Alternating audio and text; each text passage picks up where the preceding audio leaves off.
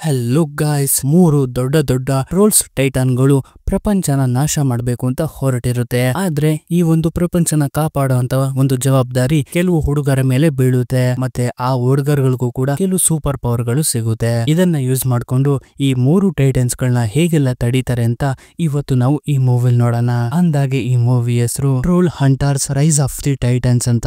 ಮತ್ತೆ ಹಾಗೆ ರೀಸೆಂಟ್ ಆಗಿ ನಾನೊಂದು ನೋವಿ ಕ್ಯಾನ್ ಅಂತ ಒಂದು ಮೂವಿನ ಎಕ್ಸ್ಪ್ಲೈನ್ ಮಾಡಿದೀನಿ. ನೀವು ಇನ್ನೂ ಯಾರಾದ್ರೂ ಮೂವಿ ನೋಡಿಲ್ಲ ಅಂದ್ರೆ ಡಿಸ್ಕ್ರಿಪ್ಷನ್ ಬರುತ್ತೆ, ಹೋಗಿ ನೋಡಿ. ಇನ್ನು ಯಾರು ನಮ್ಮ ಚಾನಲ್ ಸಬ್ಸ್ಕ್ರೈಬ್ ಮಾಡ್ಕೊಂಡಿಲ್ಲ ಅಂದ್ರೆ ಪ್ಲೀಸ್ ಸಬ್ಸ್ಕ್ರೈಬ್ ಮಾಡ್ಕೊಳ್ಳಿ. ಹಾಗೆ ವಿಡಿಯೋಗೊಂದು ಲೈಕ್ ನ ಮಾಡಿ. ಸರಿ, ಕತೆ ಒಳಗಡೆ ಹೋಗೋಣ ಬನ್ನಿ. ಮೂವಿಯ ಓಪನಿಂಗ್ ಸೀನ್ ನಲ್ಲಿ ಬ್ಲಿಂಕಿ ಅನ್ನೋನು ಒಂದು ಕಥೆನ ಹೇಳೋಕೆ ಶುರು ಮಾಡ್ತಾನೆ.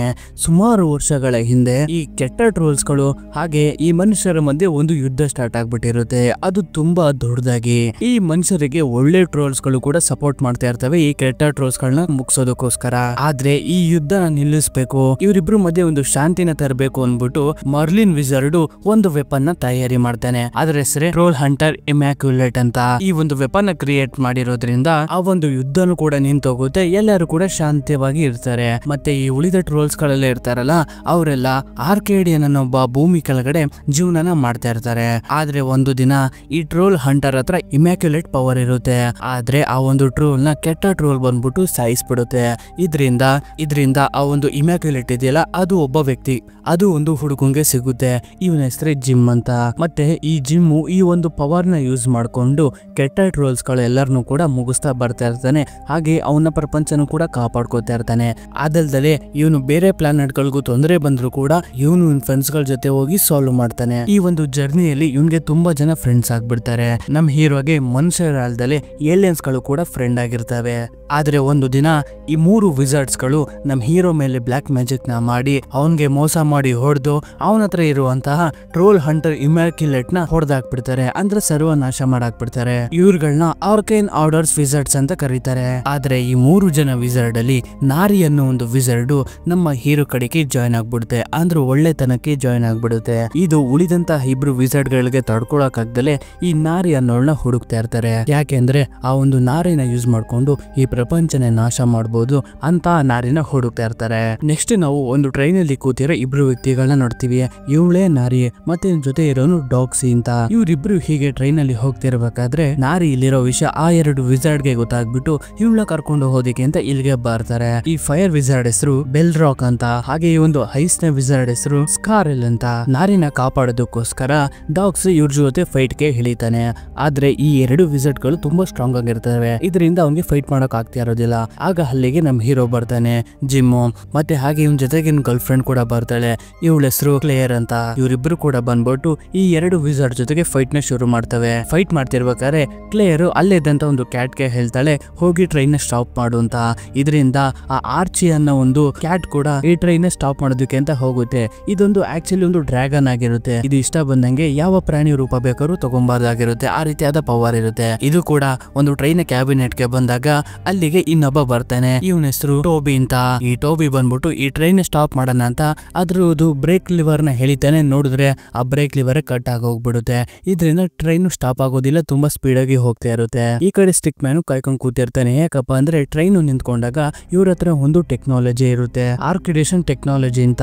ಇವ್ರು ಕಂಡಿಡ್ದಿರೋಂತ ಒಂದು ಮಿಷನ್ ಏನ್ ಮಾಡುತ್ತಪ್ಪ ಅಂದ್ರೆ ಒಂದು ರೇಡಿಯೇಷನ್ ನ ಬಿಡುತ್ತೆ. ಆ ರೇಡಿಯೇಷನ್ ಆ ವಿಸಿಟ್ ಗಳ ಮೇಲೆ ಬಿದ್ರೆ ಅವ್ರ ಪವರ್ ಹೊರಕಾಗೋದಿಲ್ಲ. ಇದರಿಂದ ಕಾಯ್ತಾ ಇರ್ತಾರೆ ಟ್ರೈನ್ ನಿಂತ್ಕೊಳ್ಳಿ ಅಂತ. ಆದ್ರೆ ನೋಡಿದ್ರೆ ಟ್ರೈನ್ ನಿಂತ್ಕೊಳ್ಳೋದೇ ಇಲ್ಲ. ಇದರಿಂದ ಸ್ಟಿಕ್ ಮ್ಯಾನ್ ಏನ್ ಮಾಡ್ತಾನೆ ಅಂದ್ರೆ ಅವ್ರ ಗಾಡಿನ ತಗೊಂಡ್ರು ಟ್ರೈನ್ ನ ಫಾಲೋ ಮಾಡೋಕೆ ಶುರು ಮಾಡ್ತಾನೆ. ಅದು ಕೂಡ ತುಂಬಾ ಸ್ಪೀಡ್ ಆಗಿ ಹೋಗ್ತಾ ಇರುತ್ತೆ. ಇಲ್ಲಿ ಒಳಗಡೆ ಇವರು ಹೊಡೆದಾಡ್ತಾ ಇರ್ತಾರೆ. ಸ್ಟಿಕ್ ಮ್ಯಾನ್ ಕೂಡ ತನ್ನ ಗಾಡಿನ ತುಂಬಾ ಸ್ಪೀಡ್ ಆಗಿ ಆ ಒಂದು ಟ್ರೈನ್ ಹತ್ರ ತಗೊಂಡ್ ಬಂದ್ಬಿಟ್ಟು ರೇಡಿಯೇಷನ್ ಆನ್ ಮಾಡ್ಬಿಡ್ತಾನೆ.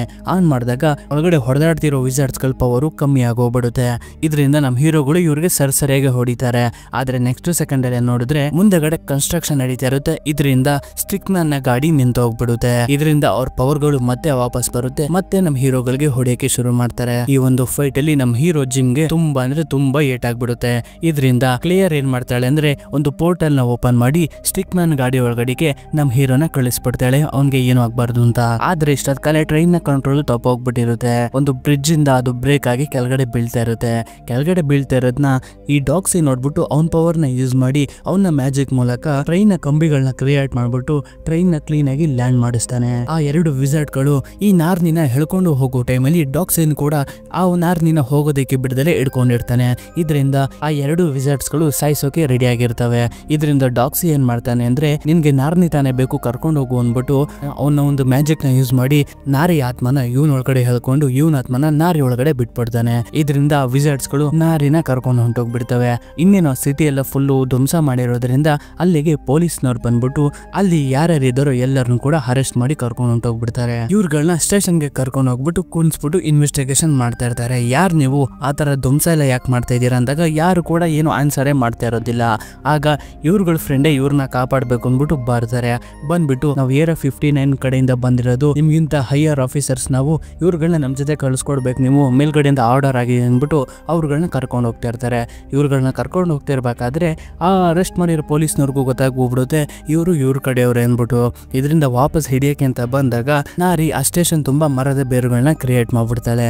ಇದರಿಂದ ಇವ್ರುಗಳು ಅಲ್ಲಿಂದ ಈಸಿಯಾಗಿ ಎಸ್ಕೇಪ್ ಆಗಿ ಹೋಗ್ಬಿಡ್ತಾರೆ. ಮತ್ತೆ ನಮ್ಗೆ ನಮ್ ಹೀರೋನ ತೋರಿಸ್ತಾರೆ. ನಮ್ ಹೀರೋಗೆ ಪ್ರಜ್ಞೆ ಬಂದಾಗ ಅವನು ಅವ್ರ ತಾಯಿ ಹತ್ರ ಮಾತಾಡ್ತಾ ಇರ್ತಾನೆ.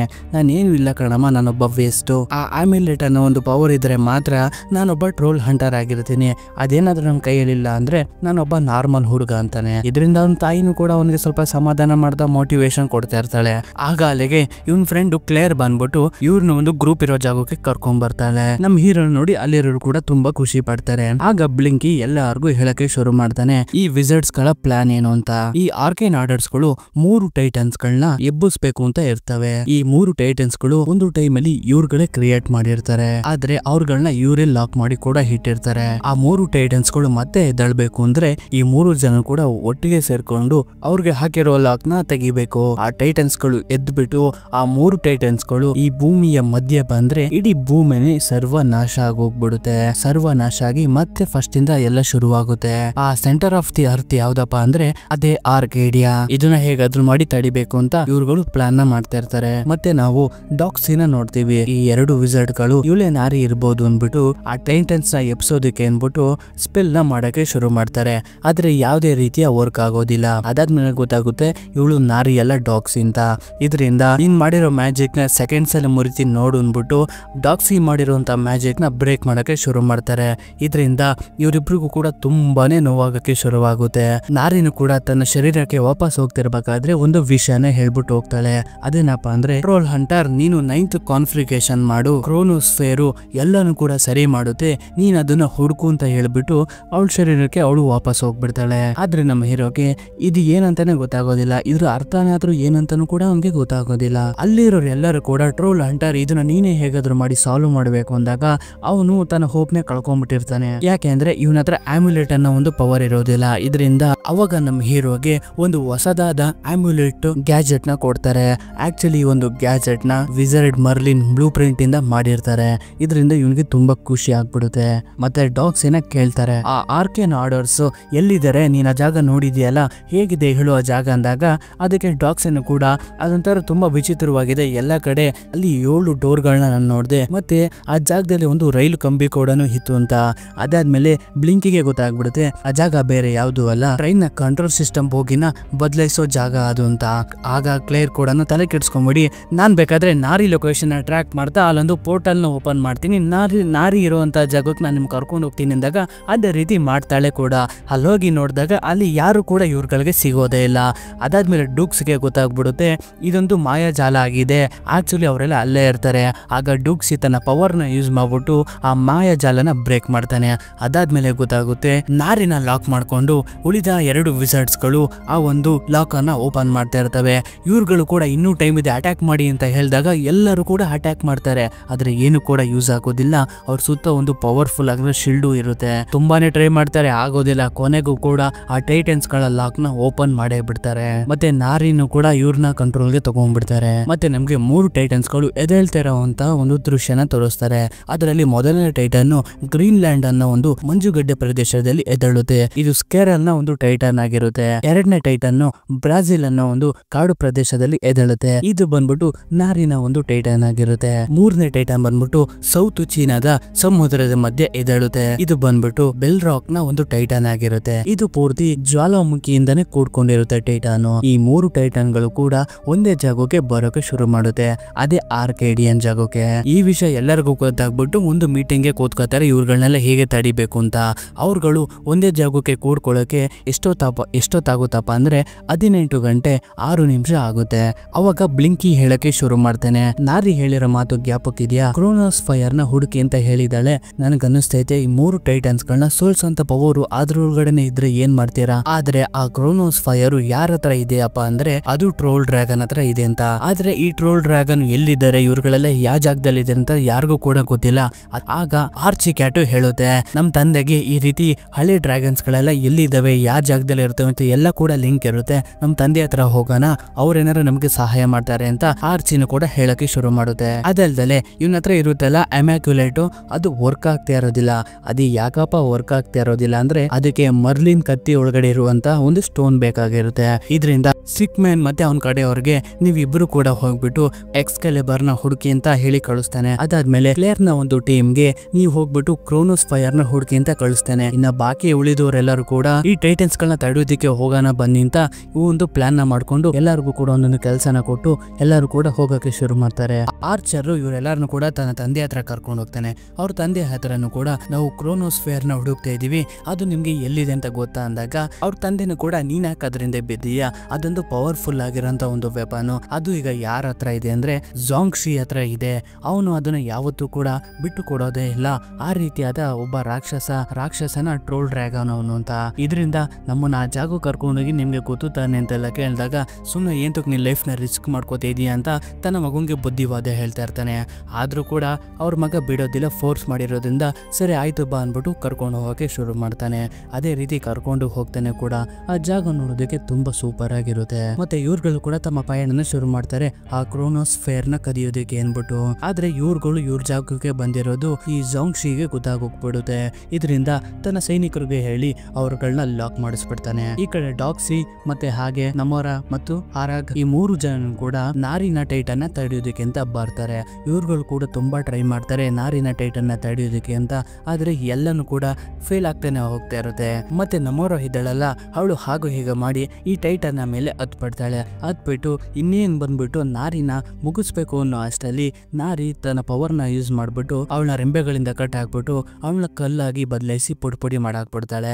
ಆಕ್ಚುಲಿ ನಾರಿ ತನ್ನ ಕಂಟ್ರೋಲ್ ಅಲ್ಲೇ ಇರೋದಿಲ್ಲ, ಅವ್ರಗಳ ಕಂಟ್ರೋಲ್ ಅಲ್ಲಿ ಇರ್ತಾಳೆ. ಇದರಿಂದ ಇದನ್ನೆಲ್ಲ ಮಾಡ್ತಾ ಇರ್ತಾಳೆ. ಇದರಿಂದ ಡಾಕ್ಸಿಗಂತೂ ತುಂಬಾನೇ ಬೇಜಾರಾಗೋಗ್ಬಿಡುತ್ತೆ. ನೆಕ್ಸ್ಟ್ ನಾವು ನಮ್ ಹೀರೋ ಜಿಮ್ ನ ನೋಡ್ತೀವಿ. ಜಿಮ್ ಕೂಡ ಆ ಐಸ್ಲ್ಯಾಂಡ್ ಅಲ್ಲಿ ಹೋಗ್ತಿರುವಂತಹ ಸ್ಕ್ಯಾರಲ್ ನ ಟೈಟನ್ ನ ತಡೆಯೋಕೆ ಟ್ರೈ ಮಾಡ್ತಾ ಇರ್ತಾನೆ. ಅದಕ್ಕೆ ಬುಲೆಟ್ ಗಳಿಂದ ಶೂಟ್ ಮಾಡಿ ಆ ಐಸ್ ಟೈಟನ್ ಹೊಡೆದಾಕೋಕೆ ಅಂತ ನೋಡ್ತಾ ಇರ್ತಾನೆ. ಆಗ್ತಾನೆ ಇರೋದಿಲ್ಲ.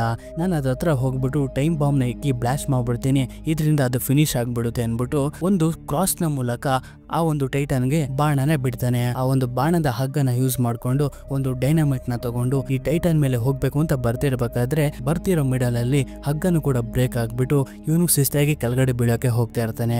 ಆಗ ಸ್ಟ್ರಿಕ್ಲೇರ್ ಬಂದ್ಬಿಟ್ಟು ನಮ್ ಹೀರೋನ ಕಾಪಾಡ್ಬಿಟ್ಟು ನಿನ್ನ ಉದ್ದೇಶ ಒಳ್ಳೇದೇ ಆಗಿದೆ, ನಾನು ನಿಂಗೆ ಸಹಾಯ ಮಾಡ್ತೀನಿ ಅಂದ್ಬಿಟ್ಟು ಅವನು ಆ ಡೈನಮೈಟ್ ನ ತಗೊಂಡು ಆ ಒಂದು ಟೈಟನ್ ಮೇಲ್ಗಡೆ ಹೋಗ್ಬಿಡ್ತಾನೆ. ಹೋಗ್ತಿದ್ದಂಗೆ ಅದು ಕೂಡ ಬ್ಲಾಸ್ಟ್ ಆಗಿ ಹೋಗ್ಬಿಡುತ್ತೆ. ಅಂದ್ರೆ ತನ್ನ ಲೈಫ್ ನ ಸ್ಯಾಕ್ರಿಫೈಸ್ ಮಾಡ್ಬಿಟ್ಟು ಈ ಟೈಟನ್ ಕಥೆನ ಮುಗಿಸ್ಬಿಡ್ತಾನೆ. ಆದ್ರೆ ನೋಡಿದ್ರೆ ನೆಕ್ಸ್ಟ್ ಸೆಕೆಂಡ್ಗೆ ಮತ್ತೆ ಆ ಟೈಟನ್ ರೀಕ್ರಿಯೇಟ್ ಆಗುತ್ತೆ. ಇದರಿಂದ ನಮ್ ಹೀರೋಗಂತೂ ಸಿಕ್ಕಾಪಟ್ಟೆ ಬೇಜಾರಾಗಿ ಹೋಗ್ಬಿಡುತ್ತೆ. ಈ ಕಡೆ ಕ್ಲಾರಿ, ಬ್ಲಿಂಕಿ ಇವರೆಲ್ಲರನ್ನು ಕೂಡ ಕರ್ಕೊಂಡು ಜಾಂಗ್ಶಿ ಅನ್ನೋ ಟ್ರೋಲ್ ಡ್ರ್ಯಾಗನ್ ಹತ್ರ ಕರ್ಕೊಂಡ್ ಬರ್ತಾರೆ. ಅವನ ಹತ್ರನೇ ಇರೋದು ಈ ಕ್ರೋನೋಸ್ ಫೇರ್ ಅಂತ. ಅವನುಗಳು ಇವರೆಲ್ಲರನ್ನು ಕೂಡ ಮುಗಿಸ್ಬೇಕು ಅಂತ ಇರ್ತಾನೆ. ಆದ್ರೆ ಆರ್ಚಿ ಅನ್ನೋ ಒಂದು ಚಿಕ್ಕು ಬೇಕಿರುತ್ತಲ್ಲ, ಅದು ಡ್ರ್ಯಾಗನ್ ಆಗಿ ಕನ್ವರ್ಟ್ ಆಗಿ ಇವ್ರ ಜೊತೆ ಫೈಟ್ ಗೆ ಇಳಿಯುತ್ತೆ. ಈ ಒಂದು ಟೈಮ್ ನ ಯೂಸ್ ಮಾಡ್ಕೊಂಡು ಎಲ್ಲರೂ ಕೂಡ ಫೈಟ್ ಗೆ ಇಳಿಯೋಕೆ ಶುರು ಮಾಡ್ತಾರೆ. ಅದೇ ರೀತಿ ಹಾಗೂ ಈಗ ಮಾಡಿ ಆ ಜಾಂಗ್ಶಿಯಿಂದ ಆ ಕ್ರೋನೋಸ್ ಫೇರ್ ನ ಕಿತ್ಕೊಂಡು ಅಲ್ಲಿಂದ ಓಡೋಕೆ ಶುರು ಮಾಡ್ತಾರೆ. ಈ ಕಡೆ ಇನ್ನೊಂದು ಟೈಟನ್ ಇತ್ತಲ್ಲ, ಜ್ವಾಲಾಮುಖಿ ಟೈಟನ್, ಅದನ್ನ ತಡೆಯೋದಕ್ಕೆ ಅನ್ಬಿಟ್ಟು ನಮ್ ಹೀರೋ ಜಿಮ್ ಬರ್ತಾನೆ. ಆದ್ರೆ ಅದನ್ನ ತಡೆಯೋದು ಅಷ್ಟು ಸುಲಭವಾಗಿರೋದಿಲ್ಲ, ಯಾಕೆಂದ್ರೆ ಅದೊಂದು ಜ್ವಾಲಾಮುಖಿ ಟೈಟನ್ ಆಗಿರುತ್ತೆ. ಆಗ ಅಲ್ಲಿಗೆ ಒಂದು ರೋಬೋಟ್ ಬರುತ್ತೆ. ಇದು ಇವ್ರಗಳದೇ ಆಗಿರುತ್ತೆ. ಆ ಒಂದು ರೋಬೋಟ್ ಈ ಒಂದು ಟೈಟನ್ ಹತ್ರ ಫೈಟ್ ಗೆ ಇಳಿಯುತ್ತೆ. ಇದು ಕೂಡ ಅದಕ್ಕೆ ಮಸ್ತಾಗೆ ಹೊಡೆಯುತ್ತೆ, ಅದು ಕೂಡ ಇದಕ್ಕೆ ಸರಿಯಾಗಿ ಹೊಡೆಯುತ್ತೆ. ಇಬ್ರು ಒಂದು ಹೊಡೆದಾಟದಲ್ಲಿ ಆ ಒಂದು ಬ್ರಿಡ್ಜ್ ಬ್ರೇಕ್ ಆಗ್ತಾ ಹೋಗ್ತಾ ಇರುತ್ತೆ, ಸಮುದ್ರ ಎಲ್ಲ ಚೆಲ್ಲಾಪಿಲ್ಲಿ ಆಗ್ತಾ ಇರುತ್ತೆ. ಆದ್ರೆ ಎಂಡ್ ಆಫ್ ದ ಟೈಮ್ ಅಲ್ಲಿ ಆ ಜ್ವಾಲಾಮುಖಿ ಟೈಟನ್ ಈ ರೋಬೋಟ್ಗೆ ಸರಿಸರಿಗೆ ಹೊಡೆದಕ್ಕೆ ಇದ್ರ ಕತೆನೆ ಮುಗಿಸ್ಬಿಡುತ್ತೆ. ಇವ್ರುಗಳು ಆ ಕ್ರೋನೋಸ್ಫಿಯರ್ ನ ಎತ್ಕೊಂಡ್ ಬರ್ತಿದ್ರಲ್ಲ, ಬ್ಲಿಂಕಿ ಒಂದು ಪೋರ್ಟಲ್ ನ ಓಪನ್ ಮಾಡ್ತಾನೆ. ಓಪನ್ ಮಾಡ್ಬಿಟ್ಟು ಎಲ್ಲರೂ ಕೂಡ ಎಲ್ಲಿಗೆ ಬರ್ತಾರೆ ಅಂದ್ರೆ ನಮ್ ಹೀರೋ ಇರುವಂತ ಒಂದು ಜಾಗಕ್ಕೆ ಬಂದ್ಬಿಡ್ತಾರೆ. ಬಂದ್ಬಿಟ್ಟು ವಾಪಸ್ಸು ಆ ಪೋರ್ಟಲ್ ನ ಕ್ಲೋಸ್ ಮಾಡ್ಬೇಕಾದ್ರೆ ಆರ್ಚಿನ ತಂದೆ ಮೇಲೆ ತುಂಬಾ ಟ್ರೋಲ್ಸ್ ಗಳು ಅಟ್ಯಾಕ್ ಮಾಡ್ತಾ ಇರ್ತವೆ. ಇದರಿಂದ ಆರ್ಚಿ ಅದ್ರ ಜೊತೆ ಫೈಟ್ ಮಾಡಕ್ಕೆ ಇಳಿದು ಬಿಡ್ತಾನೆ. ನೀವೆಲ್ಲರೂ ಕೂಡ ಹೋಗಿ ನಾನು ನಮ್ಮ ತಂದೆನ ನೋಡ್ಕೊಬೇಕು ಅನ್ಬಿಟ್ಟು. ಇದರಿಂದ ಆ ಪೋರ್ಟಲ್ ಬೇರೆ ಕ್ಲೋಸ್ ಆಗಿ ಹೋಗ್ಬಿಡುತ್ತೆ. ಮತ್ತೆ ಈಗ ಆ ಟೈಟನ್ ಎಲ್ಲಿಗೆ ಹೋಗ್ತೆ ಅಂತಾನು ಕೂಡ ಇವ್ರಿಗೆ ಗೊತ್ತಾಗುತ್ತಲ್ಲ, ಅದೇ ಆರ್ಕೇಡಿಯನ್ ನ್ಯಾಷನಲ್ ಪಾರ್ಕ್ ಹತ್ರ ಹೋಗ್ತಾ ಇರುತ್ತೆ. ಇವ್ರುಗಳು ಕೂಡ ಆರ್ಕೇಡಿಯನ್ ನ್ಯಾಷನಲ್ ಪಾರ್ಕ್ ಹತ್ರ ಬರ್ತಾರೆ. ಮತ್ತೆ ಇವ್ರ ಹತ್ರ ಕ್ರೋನೋಸ್ಫಿಯರ್ ಕೂಡ ಇರುತ್ತೆ. ಆದ್ರೆ ಇದು ಯಾವ ರೀತಿ ಸಹಾಯ ಮಾಡುತ್ತೆ ಇವ್ರಿಗೆ ಅಂತ ಗೊತ್ತಿರೋದಿಲ್ಲ.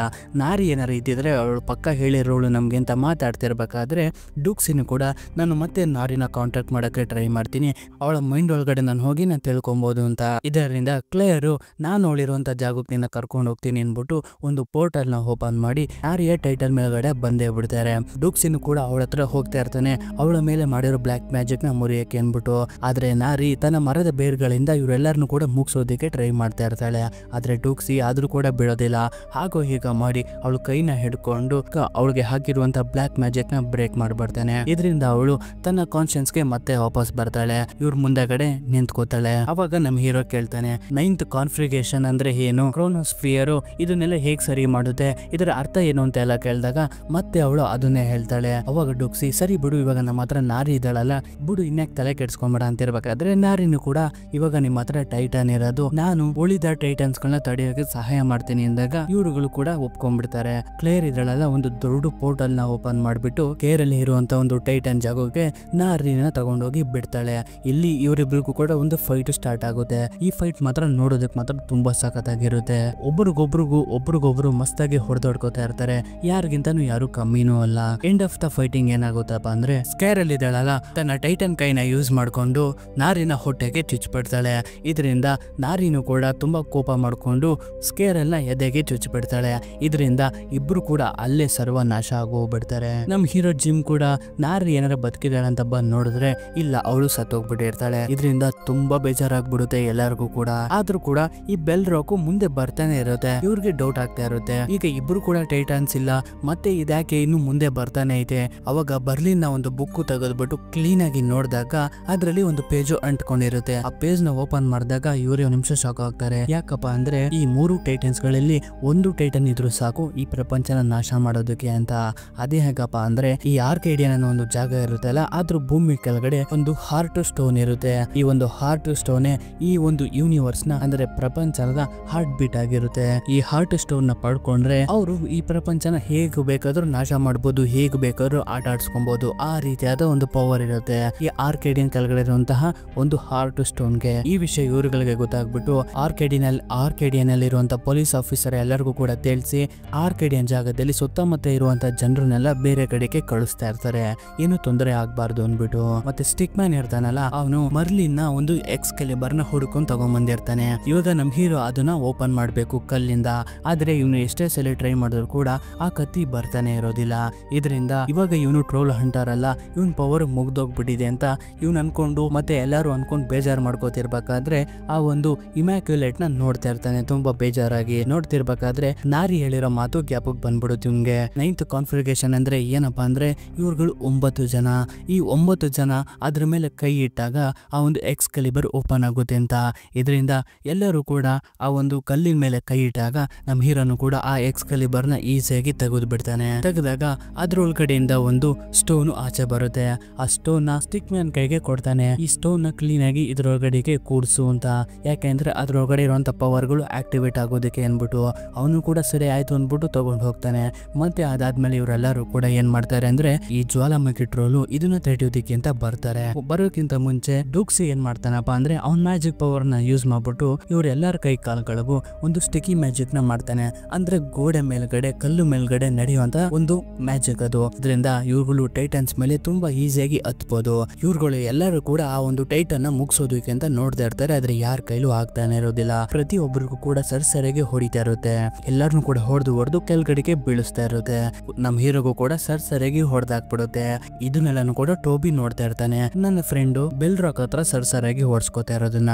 ಆವಾಗ ಆವಾಗ ಇವನಿಗೆ ಒಂದು ಐಡಿಯಾ ಬರುತ್ತೆ. ಮೂವಿ ಸ್ಟಾರ್ಟಿಂಗ್ ಅಲ್ಲಿ ಒಂದು ರೇಡಿಯೇಷನ್ ಬಿಟ್ಟಿರಲ್ಲ, ಇವ್ರ ಪವರ್ ಕಮ್ಮಿ ಆಗೋದಕ್ಕೆ ಅದೇ ಒಂದು ಮಿಷನ್ ಇವಾಗ ಯೂಸ್ ಮಾಡೋಣ ಅನ್ಬಿಟ್ಟು ಟೋಬಿ ಏನ್ ಮಾಡ್ತಾನೆ ಅಂದ್ರೆ ಆ ಮಿಷನ್ ತಗೊಂಡು ಆ ಟೈಟನ್ ಹತ್ರ ಹೋಗ್ತಾ ಇರ್ತಾನೆ ಸ್ಪೀಡ್ ಆಗಿ. ಈ ಕಡೆ ನಮ್ ಹೀರೋಗೆ ಸರ್ಗೆ ಹೊಡೆದಾಗ್ತಾ ಇರ್ತಾಳೆ ಈ ಬೆಲ್ ರಾಕು. ಈ ಕಡೆ ಸ್ಟಿಕ್ ಮ್ಯಾನ್ ಇದಾನಲ್ಲ ಅವನು ಆ ಒಂದು ಗ್ಯಾಜೆಟ್ಗೆ ಆ ಒಂದು ಸ್ಟೋನ್ ಹಾಕಿ ಬಿಡ್ತಾನೆ. ಹಾಕಿದ್ ನೆಕ್ಸ್ಟ್ ಸೆಕೆಂಡ್ ಅಲ್ಲಿ ನೋಡಿದ್ರೆ ಅದು ಆಕ್ಟಿವೇಟ್ ಆಗ್ಬಿಡುತ್ತೆ. ಈ ಕಡೆ ಬೆಲ್ ರಾಕು ತನ್ನ ಪೂರ್ತಿ ಪವರ್ ನ ಯೂಸ್ ಮಾಡ್ಬಿಟ್ಟು ಇನ್ನೇನು ಇವನ್ನ ಸಾಯಿಸ್ಬೇಕು ಅಂತ ಇರ್ಬೇಕಾದ್ರೆ ಈ ಕಡೆ ಸ್ಟೋನ್ ಇದೆಯಲ್ಲ ಅಮ್ಯುಲೆಟ್, ಅದು ಸೀದಾ ತನ್ನ ಓನರ್ ಹತ್ರ ಹೋಗಕ್ಕೆ ಶುರು ಮಾಡುತ್ತೆ. ಅವಳು ಕೂಡ ತನ್ನ ಎಲ್ಲಾ ಪವರ್ ನ ಯೂಸ್ ಮಾಡ್ಬಿಟ್ಟು ನಮ್ಮ ಹೀರೋನ ಸಾಯಿಸ್ಬೇಕು ಅಂತ ಒಂದು ಬೆಂಕಿನ ಬಿಡ್ತಾಳೆ. ಆಗ ಸಡನ್ ಆಗಿ ಅಲ್ಲಿಗೆ ಇಮ್ಯಾಕ್ಯುಲೇಟ್ ಬಂದ್ಬಿಟ್ಟು ಆ ಒಂದು ಬೆಂಕಿನ ತಡೆದ್ ಬಿಡುತ್ತೆ. ಇದನ್ನ ನೋಡಿ ನಮ್ಮ ಹೀರೋ ಫುಲ್ ಖುಷಿಯಾಗಿ ಆ ಒಂದು ಇಮ್ಯಾಕ್ಯುಲೇಟ್ ನ ತನ್ನ ಕೈಯಲ್ಲೇ ಹಿಡ್ಕೋತಾನೆ. ಹಿಡ್ಕೊಂಡಿದ ತಕ್ಷಣ ನೋಡಿದ್ರೆ ಇವನ್ ಬಾಡಿ ಒಳಗಡೆ ಸೂಪರ್ ಪವರ್ ಬಂದ್ಬಿಟ್ಟು ಇವನ್ಗೆ ಒಂದು ಸುರಕ್ಷಾ ಕವಚ ಬಂದ್ಬಿಡುತ್ತೆ. ಇದರಿಂದ ತಗೋ ಇವಾಗ ಇಲ್ಲಿ ಇವನು ಫೈಟ್ ಮಾಡೋಕೆ ಶುರು ಮಾಡ್ತಾನೆ. ಎಷ್ಟೇ ಸಲ ಹೊಡೆಯಕ್ಕೆ ಟ್ರೈ ಮಾಡಿದ್ರು ಕೂಡ ಬೆಲ್ ರಾಕು, ಆದ್ರೆ ನಮ್ಮ ಹೀರೋ ಮಾತ್ರ ಸೂಪರ್ ಆಗಿ ಹೊಡೆದು ಮುಗಿಸ್ತಾ ಇರ್ತಾನೆ. ಈ ಹಾರ್ಟ್ ಆಫ್ ಸ್ಟೋನ್ ಕೂಡ ಎದ್ಬಿಟ್ಟಿರುತ್ತೆ ಮೇಲ್ಗಡೆ, ಅದನ್ನ ಹೋಗಿ ಇನ್ನೇನ್ ತಗೊಬೇಕಾಗಿರುತ್ತೆ. ಇದು ನಮ್ ಹೀರೋ ಆ ಬೆಲ್ ರಾಕ್ಗೆ ಹೊಡೆದು ಅವಳ ಹತ್ರ ಇರುವಂತ ಮ್ಯಾಜಿಕ್ ಸ್ಟಿಕ್ ನೇ ಮುರಿದಾಕ್ಬಿಡ್ತಾನೆ. ಆಗ ಅದೇ ಟೈಮ್ಗೆ ಈ ಟೋಬಿ ಇರ್ತಾನಲ್ಲ ಈ ಟೈಟನ್ ನ ಮಧ್ಯಕ್ಕೆ ಬಂದ್ಬಿಟ್ಟು ಆ ಒಂದು ರೇಡಿಯೇಷನ್ ಬಿಟ್ಬಿಡ್ತಾನೆ. ಬಿಟ್ಟಿರೋದ್ರಿಂದ ಬೆಲ್ ರಾಕ್ ನ ಪವರ್ ಪೂರ್ತಿ ಕಮ್ಮಿ ಆಗಿ ಹೋಗ್ಬಿಡುತ್ತೆ. ಈ ಟೈಮ್ ನ ಉಪಯೋಗಿಸ್ಕೊಂಡು ಅವನ ಕತ್ತಿಯಿಂದ ಅವಳ ಮೇಲೆ ಅಟ್ಯಾಕ್ ಮಾಡಿ ಆ ರೇಡಿಯೇಷನ್ ಒಳಗಡಿಕೆ ಇವಳನ್ನ ಬೀಳಿಸ್ಬಿಡ್ತಾನೆ.